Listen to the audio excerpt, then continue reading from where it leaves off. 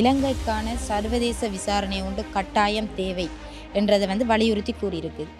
ஆனால் எமது நாடு என்ன சொல்லியிருக்குன்னு சொன்னால் இது சர்வதேச விசாரணை தேவையில்லை. மாறி மாறி வார அரசாங்கம் எல்லாம் உள்ளக பொறிமுறையில் செய்கிறோம்னு சொல்லினமே ஒழிய யாருமே செய்த பாடில்லை. 30 வருஷம் செய்ய இயலாததை இனி என்னென்று செய்யப்படும். தமிழ் பிரதேசத்தில் காணப்படுற அரசியல்வாதிகள் எவ்வாறு நடவடிக்கைகளை மேற்கொள்ளலாம்? அரசியல்வாதிகள் எல்லாரும் பாராளுமன்றம் போய் எல்லாரும் கதைக்கின்னு தான் எல்லாரும் சொல்கிறாங்க. அரசியல்வாதிகள் ஒவ்வொருத்தரும் என்ன சொன்னால் தனக்கு பாடுபடுறானோ மக்களுக்காண்டி பாடுபடுறானோன்றதை நாங்கள் வடிவான முடிவை அதை என்னன்னு திட்டவட்டமாக சொல்லிடலாம். தற்போது பார்த்திங்கன்னா அதிகம் பேசுபொருளாக காணப்படுறது இந்த வெள்ளைக்குடி விவகாரம். அதே போல் ஊடகவியலாளர்கள் படுகொலை செய்யப்பட்ட விவகாரம். செம்மணி படுகொலைக்கும் முக்கிய காரணமாக இருந்தது எங்களோட ரகஸ் அதில் முக்கிய அங்கே இருக்கிற எங்களோட மக்களை கூடுதலாக கொண்டு உமித்த யாழ்ப்பாணத்து மக்களுக்கு 190% அவர் தான் காரணம் என்றதை நான் சொல்கிறேன். ஜனாதிபதி அதுக்கும் தான் முடிவெடுப்பேன் என்று தான் சொல்லியிருக்கிறார். இந்த செம்மணி விவகாரமாக இருக்கட்டும், காணாமலாக்கப்பட்ட விவகாரமாக இருக்கட்டும், அது எல்லாத்துக்கும் இந்த அரசாங்கம் ஒரு நல்ல முடிவை வழங்கும், தீர்மானத்தை எடுக்கும் என்று சொல்கிறோம். இதை நீங்கள் எவ்வாறு பார்க்குறீங்க? மற்ற அரசாங்கங்களை விட இந்த அரசாங்கத்தில் நாங்கள் நம்பிக்கை வைக்கிறோம்.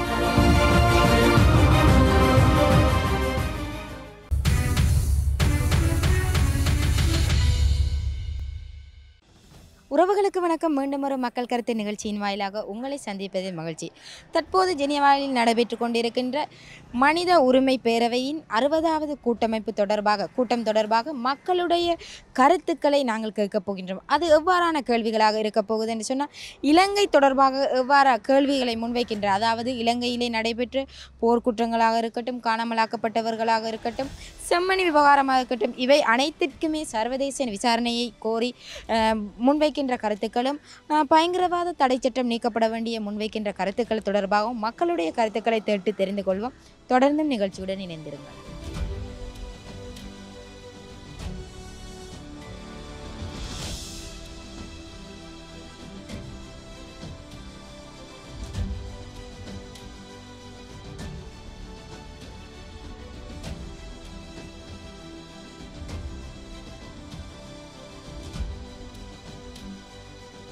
ஐயா வணக்கம். வணக்கம். தற்போது ஜெனீவாவில் மனித உரிமை பேரவை என்று 60வது கூட்டம் இடம்பெறுது. இந்த கூட்டத்தில் எல்லா நாடுகளுமே இலங்கைக்கான சர்வதேச விசாரணை ஒன்று கட்டாயம் தேவை என்றதை வலியுறுத்தி கூறியிருக்குது. ஆனால் எமது நாடு என்ன சொல்லியிருக்குன்னு சொன்னால் இது சர்வதேச விசாரணை தேவையில்லை, எங்களோட நாட்டுக்குள்ளேயே பார்த்து கொள்ளலாம் என்று, இந்த விசாரணையை நாட்டுக்குள்ளேயே மேற்கொள்ளலாம் என்று சொல்கிறாங்க. இது தொடர்பாக நீங்கள் என்ன நினைக்கிறீங்கள்? இது சம்பந்தமாக காலங்காலமாக இலங்கை அரசாங்கம் இப்படியான ஒரு அறிக்கையைத்தான் விட்டு கொண்டு வருகினோம். ஆன முறையில் இது சர்வதேச விசாரணை ஒன்று மேற்கொள்ள வேண்டும் என்றதான் என்னுடைய அபிப்பிராயம். இப்போ என்னென்னா எல்லா நாடுகளுமே சொல்லுது சர்வதேச விசாரணை இது வேண்டு, எங்களோட நாடுகள் இல்லை உள்நாட்டுக்குள்ளேயே பார்த்து கொள்ளலாம்னு சொல்லுது. ஆனாலும் இப்போ இந்த அரசாங்கம் வந்ததிலிருந்து சில விஷயங்களை சொன்ன விஷயங்களையும் மேற்கொண்டு வருது, நிறைய அபிவிருத்தி செயற்திட்டங்களையும் மேற்கொண்டு வருது. ஆனால் இது என்னத்துக்கண்டு சொல்கிறாங்கடா, மாகாண சபை வருது, அதுக்கானதாகத்தான் தமிழ் பிரதேசங்கள் அவங்களோட வாக்குகளை பெற்றுக்கொள்கிறதுக்காக இவங்க இவ்வாறான செயல்பாடுகளை செய்கிறாங்க, இவ்வாறான அந்த அபிவிருத்தி திட்டங்களை மேற்கொள்கிறாங்க. ஏன் இந்த சர்வதேச விசாரணையே மேற்கொள்கிறாங்க இல்லை என்ற சில கருத்துக்கள் மக்களிடையே புலம்பலாக கதைச்சு கொண்டு இருக்கிறாங்க. இதை பற்றி என்ன கூறுறீங்க நீங்கள்? இது பொதுவாக எல்லா மக்களும் சர்வதேச விசாரணை தான் தேவை என்று சொல்லி கதைச்சு கொண்டு விருப்பத்தோடு இருக்கணும். ஆனால் அதுக்கு அரசாங்கம் உள்நாட்டு பொறுமுறையிலே அதை நாங்கள் மேற்கொள்ளணும் அப்படி என்று சொல்லி கொண்டிருக்கணும். மேற்கொண்டு நான் திரும்ப சொன்னதான் சொல்லலாமொழிய வேறு ஒன்று சொல்கிற இடமில்லை. என்னண்டா இப்போ இவ்வளோ காலமும் இருந்த அரசாங்கங்கள் முதல் இருந்த இந்த எத்தனையோ அரசாங்கங்கள் இதைத்தான் சொன்னது, உள்நாட்டு பொறிமுறையை மேற்கொள்வோம், உள்நாட்டு விசாரணையை மேற்கொள்வோம், ஒரு இதுவுமே கிடைக்க இல்லை.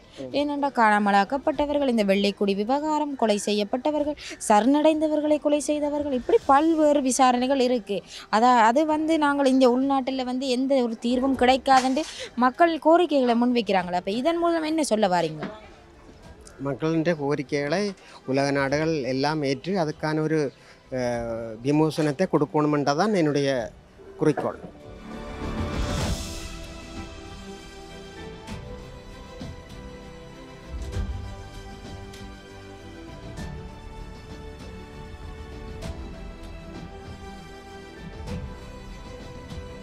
தற்போது வந்து ஐநாவில் வந்து 60வது பேரவை கூட்டம் நடைபெற்று கொண்டிருக்கிறது.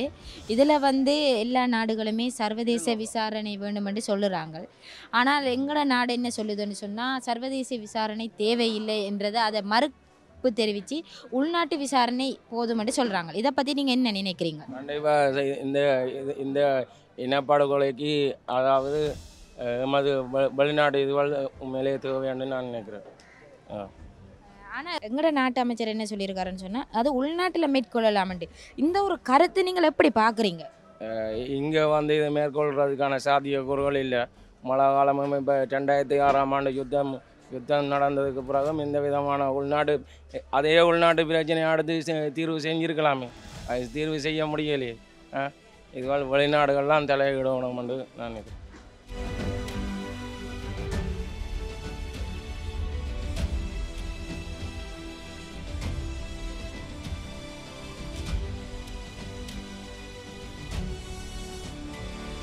தற்போது வந்து ஜெனீவாவில் வந்து 60வது மனித பேரவை கூட்டம் நடைபெற்று கொண்டிருக்கிறது.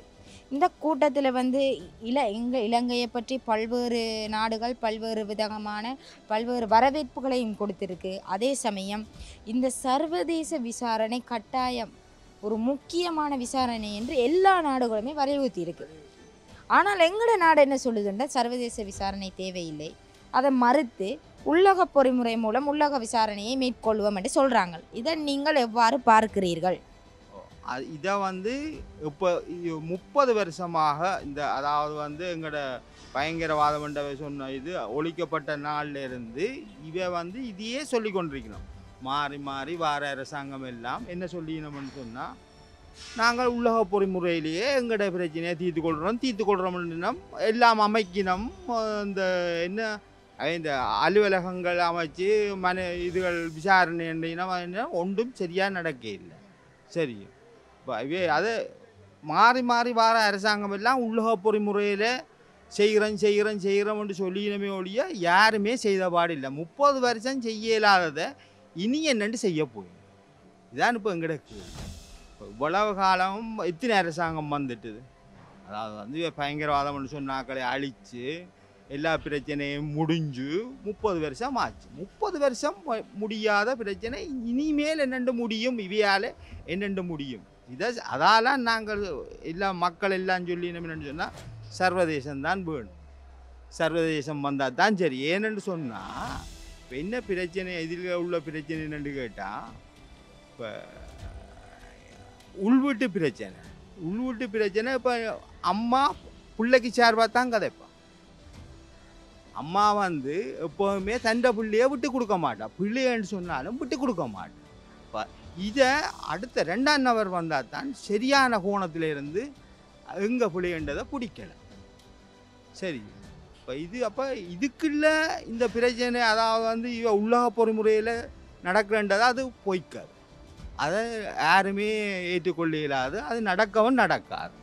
ஏனென்று கேட்டால் அப்போ உள்வீட்டு பிரச்சனை, அதாவது அம்மா யாரை பாதுகாப்பா, பிள்ளையை தான் எவ்வளவு தான் கொலை செய்திருந்தா கூட இல்லை செய்யலைன்னு தான் சொல்லுவா அவன். சரி, ஐயோ இந்த பிள்ளை கடைசி வந்தாலும் கொல்லாது என்று தான் சொல்லுவா. அப்போ அதே அடுத்த இடத்துலேருந்து வந்தால் தான் அது சரியான முறையில் போகும். அவைக்கு தான் சரியான இது தெரியும். சரி, இப்போ நான் கூடுதலான இது உள்ளக பொறிமுறையில் இது சரி வரான்னு சொன்னால் இப்போது வந்திருக்கோம். இனிமேல் கடைசி வந்தாலும் அது வராது. அது நாங்கள் எதிர்பார்க்க தேவையில்லை. எங்களுக்கு எல்லாம் வெளிவாக இதுதான் சரியாக இருக்கும். ஏன்னு சொன்னால் தீர்த்து அப்படி உள்ளுக்கு இதுன்னு சொன்னால் இப்போது முடிஞ்சிருக்கணும். கடைசி வந்தாலும் நடைபெறாது. வெளியாக இதுதான் சரியாக வரும். இல்லைன்னு சொன்னால் இந்த அரசாங்கம் செய்யுமெண்டு என்னென்று எதிர்பார்க்கல. இப்போ எத்தனையோ அரசாங்கம் வந்துட்டு ஒன்றும் செய்யலையே. இப்போ அண்மையில் மனித உரிமை ஆணையாளர் வோல்கர் அதாவது எமது நாட்டுக்கு வந்து வடபகுதியில் செம்மணியை வந்து பார்வையிட்டு போனதுக்கு பிறகு இந்த கூட்டம் நடைபெறுது. அவர் சார்ந்து பல கருத்துக்களை முன்வைத்திருக்கிறார். இலங்கையில் வந்து பயங்கரவாத தடை சட்டம் நீக்கப்படணும், எல்லா மக்களுக்குமே சம உரிமை வழங்கப்பட வேணும், நீதி வந்து சர்வதேசம் கட்டாயம் தலையீடு செய்ய வேண்டும் என்ற ஒரு கருத்தையும் அவர் தெரிவிச்சிருக்கிறார். அவர் இந்த கருத்தை வந்து நீங்கள் எவ்வாறு பார்க்குறீங்க? இல்லை அவர்கிட்ட கருத்து சரி, அவர் நேரடியாக வந்து பார்த்தவரும் இல்லை, அவர்கிட்ட கருத்து சரி, அதை அது அவர்கிட்ட கருத்து 100% சரி, அவர் சரியாக தான் சொல்கிறார். ஆனால் எங்களோட இவே தான் அதை குழப்பி அடிக்கணும், அதுதான் அவர்கிட்ட கருத்து சரி. இந்த அரசாங்கம் வந்ததுக்கு பிறகு அநேகமான தமிழ் மக்களுக்கு சில நம்பிக்கைகள் வந்து இருக்கலாம். என்னென்னு சொன்னால் நிறைய அபிவிருத்திகள் செய்திருக்கிறாங்க, தமிழ் மக்களுக்கு இடையிலான நிறைய தேவைகளை பூர்த்தி செய்திருக்காங்க, நிலங்கள் சில விடுவிக்கப்பட்டிருக்கு, இராணுவம் அகற்றப்பட்டு இருக்குது. அப்படி இங்கே அதாவது வடபகுதியில் சில வரவேற்கக்கூடிய விடயங்களை மக்கள் மனநிலை சில கருத்துக்கள் வந்து உலாவிக் கொண்டு இருக்குது. இதே சமயம் இவ்வாறான கருத்தை ஏன் இந்த அரசாங்கம் வைக்கிது, ஏன் இந்த சர்வதேச நீதியை வந்து இந்த அரசாங்கம் மறுக்கிறதுக்கு காரணம் என்னவாக இருக்கும்? இது வந்து என்னென்னு சொன்னால் இப்போ அவையும் வந்து நெருக்குதல் சில எதிர்கட்சிகள் அவைகள நெருக்குதல் அதுகளால் இருக்கலாம்னு நாங்கள் நினைக்கிறோம். அதாவது வந்து இப்போ அரசாங்கம்னு சொன்னால் அப்படியே இல்லை, மற்ற கதைகளுக்கும் இல்லை, எதிர்கட்சிகள் இருக்குது, அவை அப்படி செய்யாதீங்க இப்படி செய்ய காட்டி கொடுக்குறது, எங்கட இனத்தை காட்டி கொடுக்குறது அப்படி இப்படின்னு சொல்லி இவை அங்காளி பக்கங்களில் இதண்டு இவை இந்த அரசியல் இதண்டிடுவோம். அதால் சில வேளை இதெல்லாம் நாங்கள் இப்போ அதாவது வந்து இந்த அரசாங்கத்தை 100% நம்புகிறோம், இவை செய்வினம்ன்ட்டு நம்புகிறோம், நம்பித்தான் இவை வாக்கு போட்டு நாங்கள் 400 ரூபா செய்வாருன்னு சொல்லித்தான் நம்பித்தான் செய்கிறோம். இப்போ நம்புகிறோம், என்னவோ ஆண்டவன் தான்.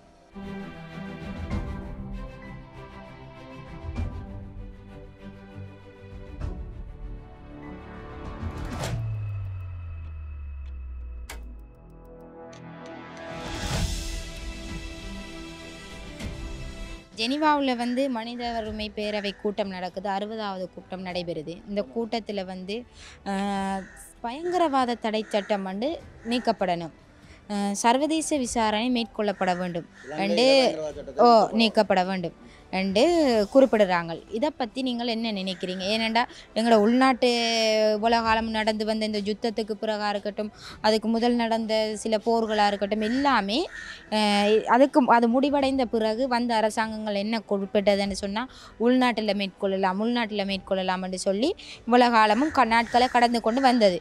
இந்த அரசாங்கமும் அதே செயலை சொல்லுது. இதை பற்றி நீங்கள் என்ன நினைக்கிறீங்க?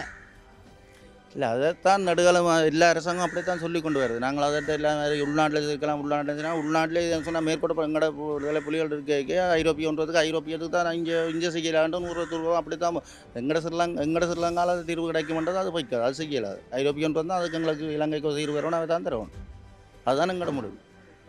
இப்போ இந்த சர்வதேச விசாரணையை கட்டாயம் வலியுறுத்தி எவ்வாறான நடவடிக்கைகளை மேற்கொள்ளலாம்? ஏனெண்டா மனித உரிமை ஆணையாளர் வந்து பார்த்துட்டு போனது பிறகும் இந்த கூட்டம் நடைபெறுது. இதில் எல்லா நாடுகளுமே பெரும்பாலும் முன்வைத்த கருத்து இதுதான், கட்டாயம் சர்வதேச விசாரணையை மேற்கொள்ள வேண்டும் என்று. ஆனால் ஏன் எந்த அரசாங்கமும் இந்த விடயத்தில் கவனம் செலுத்துது இல்லை? இப்போ 2-3 நாளைக்கு முதலமே எங்களை ஜனாதிபதி அனுரா வந்து போனது தானே சொல்லியிருந்தார், இருக்கமான முடிவு தான் முடிவெடுத்து தெல்லாமல் சொல்லி. ஆனால் அவர் மட்டும் இங்கே முடிவெடுத்து தன்னை இலங்கையில் முடிவெடுக்க இயலாது. ஐரோப்பிய ஒன்றியத்தில் என்ன செய்ய வேண்டிய முழு நடவடிக்கையும் அதுக்கு நாங்கள் செம்மணி இதுக்கெல்லாம் முழுக்களுக்கு நாங்களும் அதுக்கு பங்களிப்பெல்லாம் செய்திருக்காங்க. இது எல்லாரும் கையெழுத்துகளும் பண்ணி எல்லாம் சொல்லி எல்லா உலகங்களுக்கும் நாங்கள் காட்டியிருக்கிறோம். காட்டையிலே இல்லை, ஜனாதிபதி முன் வந்து ஒரு நல்லதான ஒரு முடிவை தான் இந்த முறை சொல்லிட்டு போகிறோம், உங்களுக்கு நான் ஒரு முடிவெடுத்து தருவேன்னு சொல்லி. அடுத்த கட்டமாக பயங்கரவாத சட்டத்தை தீர்க்க வேண்டது எங்களோட முக்கிய இது. இப்போ கூடவே சொல்லி கொண்டாது பயங்கரவாதத்தை தாங்க நீக்குவோம். ஆனால் என்ன பயங்கரவாத சட்டத்தை நீக்க இல்லை. இந்த சர்வதேச விசாரணையை எங்களுடைய அரசியல் சார்ந்த கட்சிகள், இப்போ நாங்கள் வந்து வாக்களித்து எங்களோட பிரதேசத்திலிருந்து அனுப்பி வைத்த அமைச்சர்கள், இவர்களெல்லாம் இன்னுமே எவ்வாறான நடவடிக்கைகளை மேற்கொண்டால் அதை விரைவாக மேற்கொள்ளலாம் என்று நீங்கள் நினைக்கிறீங்க? தமிழ் பிரதேசத்தில் காணப்படுற அரசியல்வாதிகள் எவ்வாறான நடவடிக்கைகளை மேற்கொள்ளலாம்? இப்போ சொல்ல போனாங்க டாக்டர் இவர் இருக்கிறதானே, என்ன பேர் அவர் அர்ச்சனா இருக்கிறதானே, அவர் தான் எங்களோட தமிழர்களுக்கு இவ்வளவத்தையும் வைத்த காரணம் எங்களோட அர்ச்சனா டாக்டர் தான். அதால் தான் தமிழர்களுக்கு இவ்வளோ பலத்தையும் தேடி தந்ததும் அவர் தான். இவ்வளவு மக்களும் ஒவ்வொரு பெரிய ஒரு மினிஸ்ட்ரி மேலோடையும் அடிபடக்கூடியதுக்கு பலத்தை வைத்ததும் எங்களோட அர்ச்சனா டாக்டர் தான். அவரைத்தான் முதல் எங்களோட தமிழர் அவரைத்தான் கும்பிட்டு வரவேற்கணும். அவர்கள் எனக்கு கதைக்கு வைச்சதுக்கும் காரணம் அவற்றை துணிவோடு தான் நான் கதைக்கிறேன். அரசியல்வாதிகள் எல்லாரும் பாராளுமன்றம் போய் எல்லாரும் கதைக்கினதான் எல்லாரும் சொல்கிறாங்க. அரசியல்வாதிகள் ஒவ்வொருத்தரும் என்ன சொன்னால் தனக்கு பாடுபடுறானோ மக்களுக்காண்டி பாடுபடுறானோன்றதை நாங்கள் வடிவான முடிவை அதை இன்னும் திட்டவட்டமாக சொல்லல. ஒட்டே ஒன்றை தான் நான் சொல்லுவேன். எங்களோட அரிசினா டாக்டர் மட்டும் மக்களுக்காண்டி பாடுபடுறாருன்றதை இன்றைக்குன்னா 100% நான் அவரை அடித்து வச்சு அவர் எங்களோட தெய்வம் என்று தான் சொல்லுவேன்.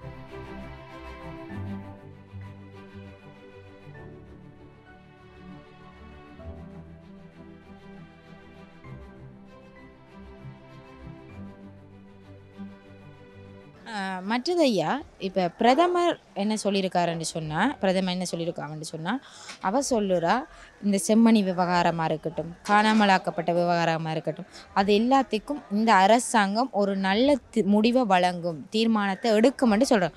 இதை நீங்கள் எவ்வாறு பார்க்குறீங்க? இந்த அரசாங்கம் இந்த மக்களுக்கான நல்ல கோரிக்கையை தருமா? அது அரசாங்கத்தின் நடைமுறைகள் செயற்பாடுகளை நாங்கள் ஒரு தரிசனமாக உண்டுன்னு சொல்லல. அது காலப்போக்கில் அதை பற்றி நாங்கள் அறிஞ்சு கொள்ளக்கூடியதாக இருக்கும். தற்போது இந்த அரசாங்கம் தமிழ் பிரதேசங்களில் செய்து வர அபிவிருத்தி திட்டத்தை பற்றி நீங்கள் என்ன நினைக்கிறீங்க? அபிவிருத்தி திட்டங்கள் கூடுதலான முறையில் அக்கறையோடு இந்த இன்னொரு அரசாங்கம் செய்து கொண்டிருக்கு. அது வெளிப்படையாக ஓரளவு தெரியக்கூடியதாக இருக்குது.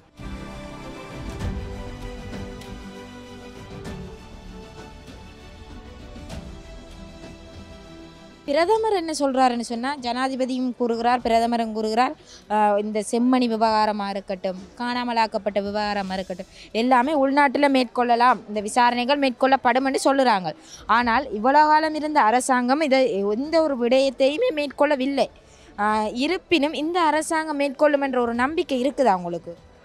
கண்டிப்பாக. என்னென்னா இப்போ ஜனாதிபதி ஜனாதிபதி அனுரகுமார திசாநாயக்க அவர்கள் 3 எங்களுக்கு யாழ் மாவட்டத்துக்கு 3 இது தந்திருக்கிறார். உண்மையிலே அது வரவேற்கக்கூடியது. ஒன்று எங்களுக்கு சர்வதேச கிரிக்கெட் மைதானம் ஒன்று அமைத்து தந்திருக்கார்.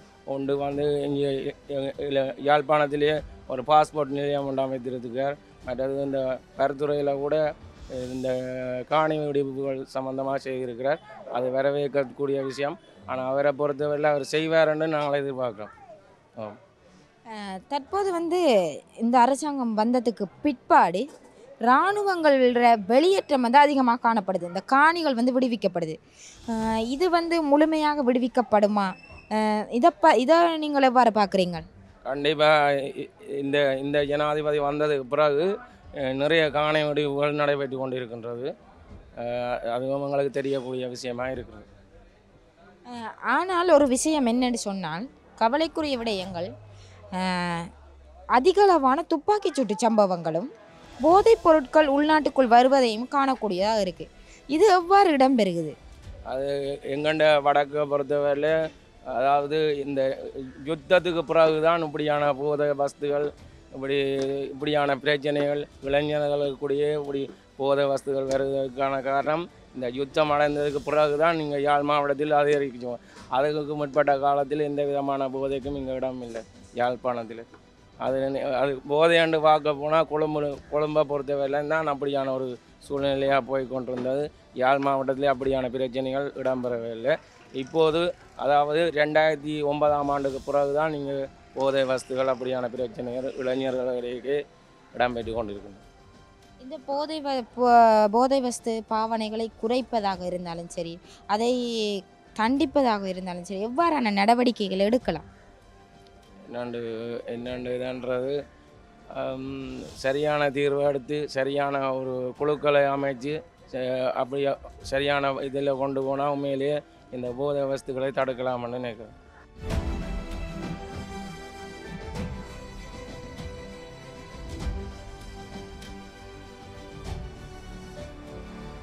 அநேகமாக இவ்வளவு வருடமும் கடந்து வந்த அரசாங்கங்களை தவிர்த்து இந்த அரசாங்கம் வந்ததுக்கு பிறகு செம்மணி விவகாரத்தில் புதைகுழி அகழ்ந்தெடுக்கிற அந்த இது இன்னுமே நடைபெற்று கொண்டிருக்கிறது. மற்றது இந்த காணாமலாக்கப்பட்டவர்களுக்கான நீதியை கோரிக்கொண்டிருக்கிறாங்க. வெள்ளைக்கொடி விவகாரம், இராணுவத்திடம் இறுதியில் சரணடைந்தவர்கள் உயிர்கள் தொடர்பானது. இதுக்கு எல்லாத்துக்குமே இந்த அரசாங்கம் கட்டாயம் பதில் கூறும் என்றதை பிரதமர் தெரிவிச்சிருக்கிறார். இவரும் தெரிவித்தது மாத்திரம் இல்லாமல் ஜனாதிபதியும் இந்த கருத்தை தெரிவிச்சிருக்கிறார்.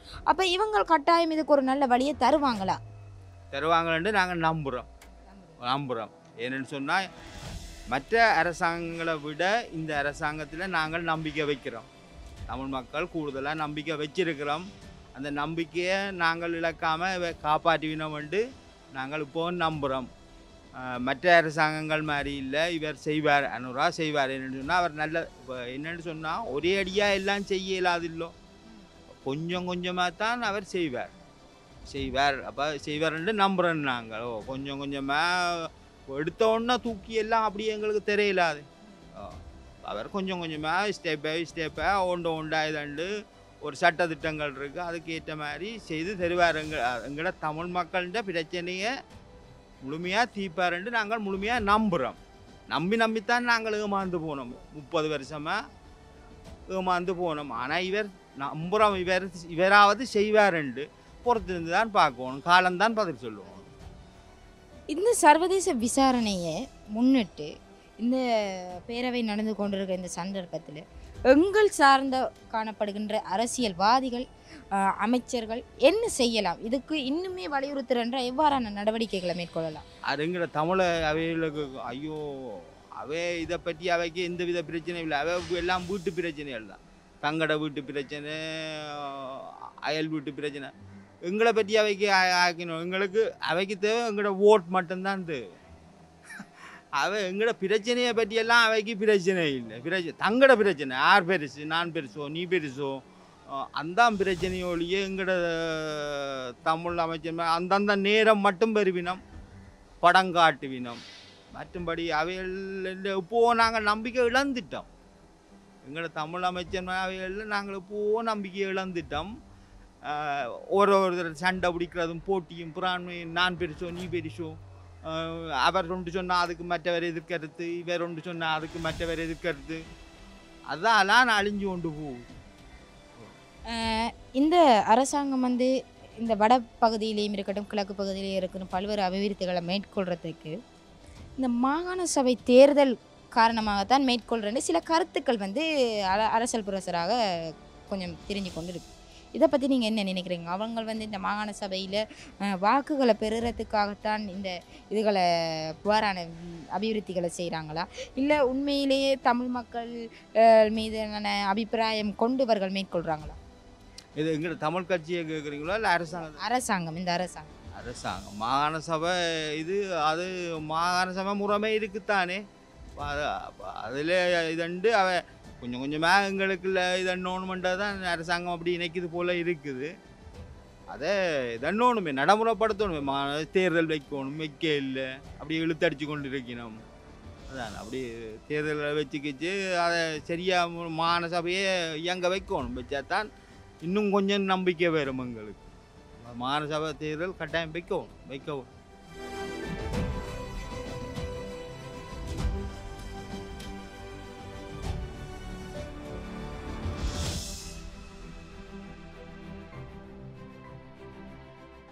பிரதமர் சொல்லியிருக்கா இந்த செம்மணி விவகாரமாக இருக்கட்டும், காணாமலாக்கப்பட்ட விவகாரம், தற்போது பார்த்திங்கன்னா அதிகம் பேசுபொருளாக காணப்படுறது இந்த வெள்ளைக்குடி விவகாரம், அதே போல் ஊடகவியலாளர்கள் படுகொலை செய்யப்பட்ட விவகாரம், இதெல்லாமே கட்டாயம் ஒரு நீதி கிடைக்கும்னு சொல்கிறான்.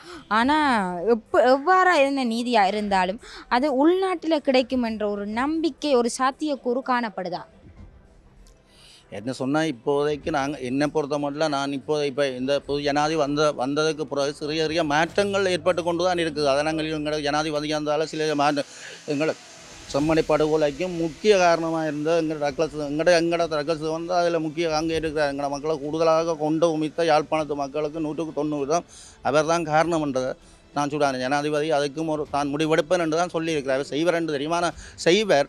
ஆனால் எங்களோட இங்கே ஸ்ரீலங்காவில் முடிவெடுக்க ஐரோப்பிய வெளிநாடு தான் அதுக்கு என்னென்னு சொன்னால் உலக நாடுகளுக்கு நாங்கள் எல்லா உலக நாடுகளுக்கும் எங்களோட தமிழ் மக்கள் எப்படி கொல்லப்பட்டார்கள், எப்படி கொண்டு குவிக்கப்பட்டதுன்றதை எடுத்து உலக நாடுகளுக்கு காட்டணும். மீன் சொன்னால் சும்மா நாங்கள் நாக்கி சுட்ட மாதிரி தானே அப்படியெல்லாம் சுட்டு போனோம், அப்படிலாம் தாக்கப்பட்டுள்ளதெல்லாம்.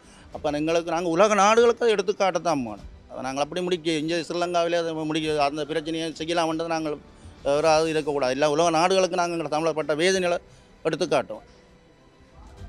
தற்போது இந்த அரசாங்கம் பார்த்திங்கன்னு சொன்னால் இந்த இந்த இந்த காலகட்டத்தில் சமகாலத்தில் வந்து தமிழ் பிரதேசங்களுக்கு வந்து அவங்களுடைய அபிவிருத்திகளை வந்து கூடுதலாக ஈடுபடுறாங்க. தமிழ் மக்களுடைய பிரச்சனைகளை வந்து தீர்த்து கொண்டு வராங்க. நிலங்கள் விடுவிப்பாக இருக்கட்டும், பல்வேறு அபிவிருத்தி திட்டங்களாக இருக்கட்டும். அண்மையில் கூட இந்த பாஸ்போர்ட் அலுவலகம் இங்கே வந்து இருந்தது, திறந்து வைக்கப்பட்டிருந்தது. இதெல்லாம் இங்கே மேற்கொள்கிறதுக்கு மாகாண சபை தேர்தலுக்கான வாக்குகளை பெறுவதற்கான சில கருத்துக்கள் வந்து முன்வைக்கப்படுது. இதை பற்றி நீங்கள் எவ்வாறு பார்க்குறீங்க இந்த விஷயத்தை? என்ன சொல்ல போனால் அதுக்கு நான் உதாரணம் சொல்ல முடியாது. அரசியல் என்று சொல்லிக்க இப்போ எங்கட தமிழ் எம்பி வேணால் அரசியல் ஒரு சின்ன ஒரு பிரச்சனையை வச்சு பெரிய பிரச்சனை நாங்கள் அப்படி அதை நாங்கள் அப்போ எதிர்கொள்ளேன்னு சொன்னால் அது இவ்வளவு காலம் அதை செய்யாத எங்கட ஜனாதிபதி வந்து அதை திறந்து வச்சுக்கிறான்னு சொல்லிக்க அது ஒரு பாராட்டக்கூடிய விஷயம்ன்றதை தான் நான் யாழ்ப்பாணத்தில் எங்களுக்கு ஒரு பாஸ்போர்ட் ஆஃபீஸ் இல்லைன்னு சொன்னால் நான் பவனியா போவோம், கொழும்பு போவோம், நகரங்கள் வந்து போகணும். அவரை திறந்து வச்சிருக்கிறான்னு சொல்லிக்க நாங்கள் அரசியல் சம்பந்தமானது அதை நாங்கள் அப்படி ஜனாதிபதி நினச்சி அவர் செய்தாரியா அவர் செய்ததை நாங்கள் அதை நம்ப முடியாது. சில நேரம் இந்த தேர்தல் நடக்க போகுன்னு சொல்லி ஒவ்வொரு அமைப்புகளில் உள்ள தங்களோட ஒரு எண்ணங்களை சில வேறு குறிக்கோளை வச்சு இதை வச்சு ஒவ்வொரு கட்சிகள் இருக்குத்தானே ஒரு குழப்பங்களை ஏற்படுத்தலாம்ன்ட்டு மக்களுக்கு ஒரு இதை கொடுத்துருக்கலாம் வழியை தான் நினைக்கிறேன் நான். அதை நம்புறேன். தற்போது வந்து பார்த்திங்கன்னா காணாமலாக்கப்பட்ட விவகாரத்தில் அதிகளவான எங்களோட தமிழ் பிரதேசத்தில் காணாமலாக்கப்பட்டவர்களுக்கு தமிழர்கள் தான் அதிகளவாக அந்த ஒத்துழைப்பு வழங்கியிருக்காங்க இராணுவத்துக்கு. இதை நீங்கள் எவ்வாறு பார்க்குறீங்க? ஏன்னு சொன்னால் எத்தனை தாய்மார்கள் இப்போ ஒரு நிலப்பகுதியை கிண்ட போனோம்னு சொன்னால் அங்கே எலும்புக்கூடுகள் தான் மீட்கப்படுது. வெள்ளைக்கொடி விவகாரத்தை எடுத்து பார்த்தோம்னா அங்கேயும் சரணடைந்தவர்களை வந்து கொலை செய்யப்பட்டிருக்கிறாங்க. இதுக்கெல்லாமே எங்கள் தமிழ் மக்களே தமிழர் அதாவது மக்கள்னு சொல்ல இயலாது தமிழர்களுக்குள்ளேயே அவ்வாறானாக்கள் காணப்படுறாங்க, காட்டி கொடுக்கக்கூடியவர்கள். இதை நீங்கள் எவ்வாறு பார்க்குறீங்க? அவர்கள் இன்னுமே நடமாடிக்கொண்டு தானே இருக்கிறாங்க. என்ன சொல்ல போனால் இப்போ நான் இப்போ அரசியல்வாதி சொன்னோன்னா இப்போ அரசியலோ பெரிய அரசியல்வாதிகளாக இருந்தால் சொன்ன இப்போ வாக்கில் ஜனாதிபதியாக இருந்தாலும் ஒருத்தனுக்கு இன்றைக்கு 1 கோடி ரூபா 2 கோடி ரூபா பிள்ளையானங்க அப்படி பேசப்பட்டால் ஏழை மக்கள் சின்னொரு குற்றம் செய்யப்பட்டால் அவர்களை தாங்கள் காட்டி கொடுத்து அதற்கு இராணுவத்தின் துணியோட போய் இராணுவத்தின் கொண்டு வந்து மக்களை கொண்டு வைத்தது தான். இதுதான் காரணம், இதுதான் முக்கியம். என்ன பெரிய அடுத்த கட்டமாக எல்லா பெண்கள் என்று சொன்னால் பெண்களை எல்லாம் கொல்லப்பட்டன.